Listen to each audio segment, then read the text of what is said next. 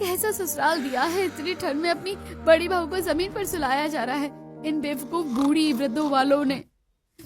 और ये कब से पिताजी इतनी जोर जोर से खर्राटे ले रहे हैं, मैं तो सो ही नहीं पा रही हूँ। और ये कैसी छोटी सी जगह है, एक करवट बदलना भी मुश्किल है। हे भगवान, मैं तो फंस गई हूँ इस घर में शादी करके। मुझे तो किसी ढेर सारे कमरों वाले घर में होना चाहिए था और मैं रह गई एक कमरे वाले घर में। ऊपर से ये 2 नालायक बच्चे। बोला था दादा दादी के पास सो जाना, पर ये तो नालायक है ना। इसी तरह कनक सारी रात बड़बड़ाती रहती और फिर अगली सुबह, मम्मी बहुत ठंड लग रही है, जल्दी से कपड़े पहना दो।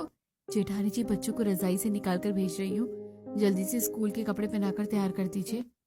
चाची चाची मुझे भी तैयार कर दो, मुझे भी स्कूल जाना है। मैं अपने बच्चों को तैयार करने में परेशान हूँ, अब देवरानी जी के बच्चों को भी मैं ही तैयार करूँ? मैं नहीं करूँगी तैयार। तभी नंदिनी रानी को नहलाकर लाती है।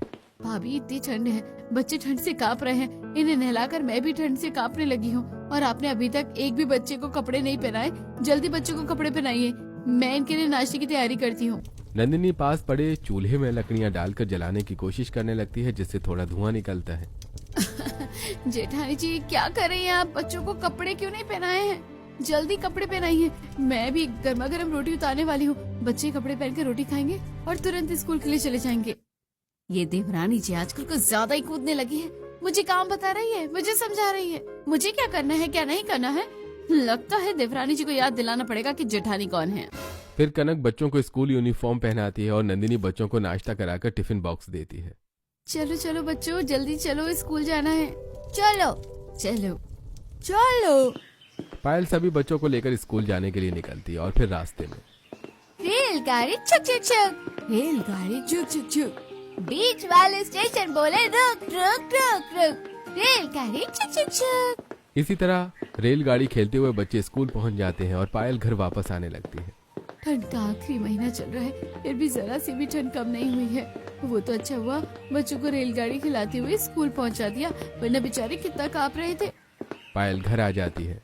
नंदिनी आज मेरा बाजार जाने का मन नहीं है, आज बाजार तुम चले जाओ, ज्यादा पैसे तो है नहीं, ये कुछ पैसे हैं जो माँ जी ने दिए थे, जो सब्जियाँ समझ में आए ले आना। दीदी पर मुझे घर की साफ सफाई करनी है और कपड़े भी धोने हैं। छोटा सा तो घर है हमारा, कभी भी साफ सफाई हो जाएगी और कपड़े बाद में धो लेना। दोपहर के खाने के लिए घर में कुछ भी नहीं है, पहले बाजार से सामान तो लेती आओ। ठीक है दीदी। नंदिनी थैला लेकर बाहर निकलती है, जहाँ धूप सेक रहे रामलाल और शारदा कहते हैं, कहाँ जा रही हो छोटी बहू? माँ जी घर में सब्जियाँ खत्म हो गई हैं, तो सब्जियाँ लेने जा रही हूँ। और बहू पैसे? जेठानी जी ने दिए। ठीक है बहू जा, पर पैसे संभाल कर खर्च करना, ज्यादा पैसे खर्च मत करना। नंदिनी सब्जी मंडी आ जाती है। क्या दूं आपको? ये मटर और आलू कितने के हैं? मटर 70 रुपए किलो, आलू 50 रुपए किलो।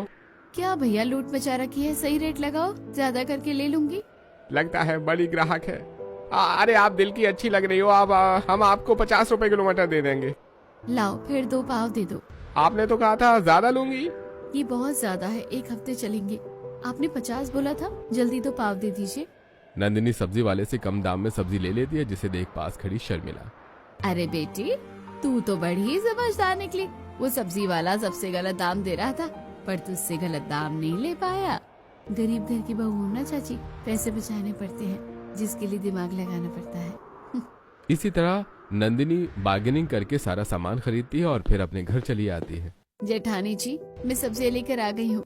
सब्जी लेकर आ गई हो तो मैं क्या करूँ? अपना काम करो और समय पर खाना बना लेना।